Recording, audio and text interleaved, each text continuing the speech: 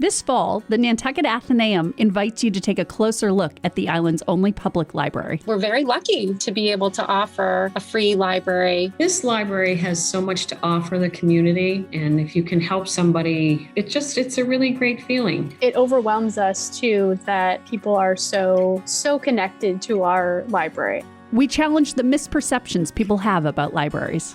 I've seen people be very worried about their overdue fines. I think sometimes people feel that like, oh no, it's going to be read at church. And now here are the people that failed to pay their library fines. She had a late charge. Then there was so much shame around not bringing it back that she never came back to that library. I just think that's sad.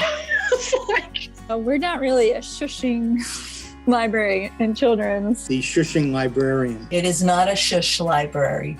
We talk about how the Atheneum has adapted to be more welcoming. You should have, rules and policies, but the stricter and the more kind of hostile they are, you're basically telling the people that you want to come into your library that they're not welcome there. Somebody woke up and realized you want people in the library, you want customers. Throughout the series, we explore all the services and resources available to anyone who comes in. When I was a kid, it was like the little paper card.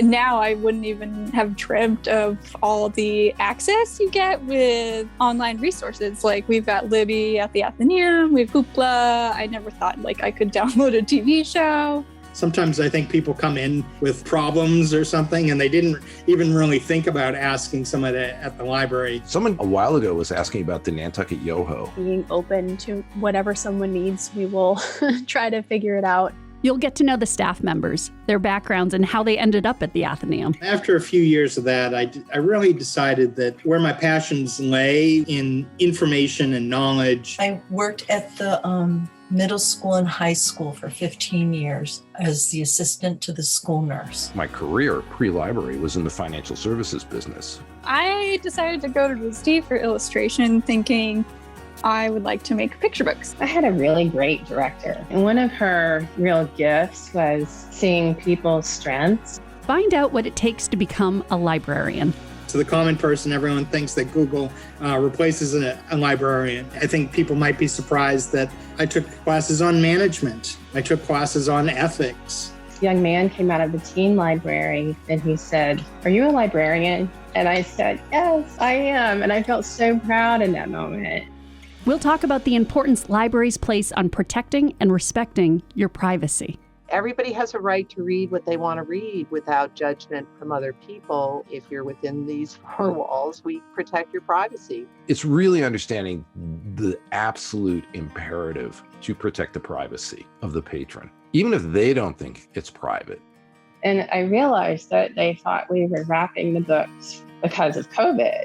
I was like, oh no, we wrap the books because we're protecting your privacy, and that's connected to freedom to read. We revisit memorable moments with patrons.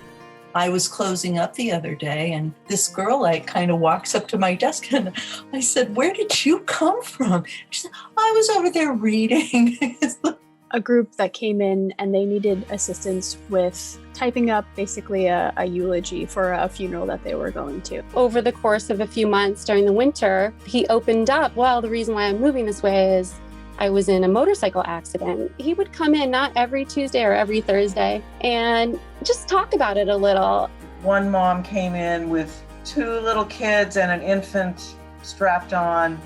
They picked their books pretty quickly, and then they sat on the floor in the little corral and she read to them. And the 2 kids were just cuddled around Mom and listening to her every word. As he turned to go back down the steps, I just said, "I don't want to bother you, but I just want you to know that whenever you're ready, you can actually go inside the Atheneum." And his eyes filled up with tears. And he said, "I can go inside?" So it's like, oh yeah, you can go inside. I'm Janet Forrest, Adult Programs Coordinator at the Nantucket Atheneum. I've spent weeks in conversation with my colleagues, and I cannot wait for you to hear what they have to say. Yeah, if I start talking about my whistle collection, I don't have one. That will come out in post. Please join me as we take a look behind the shelves.